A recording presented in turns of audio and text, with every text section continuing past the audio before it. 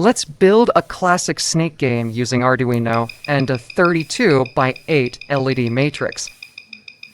This project features smooth movement, clean display, and simple joystick control. With just a few components, you can turn Arduino into a fun mini-game console.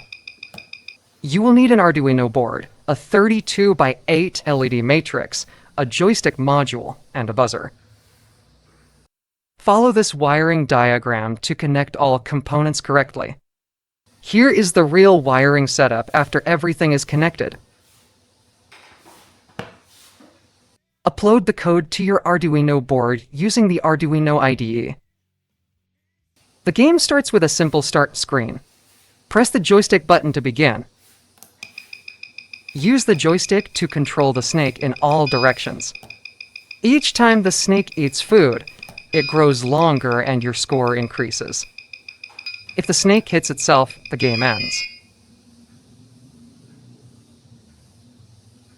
Your final score will be displayed on the screen. Press the joystick button to restart and play again. Try this project yourself and start building your own Arduino games.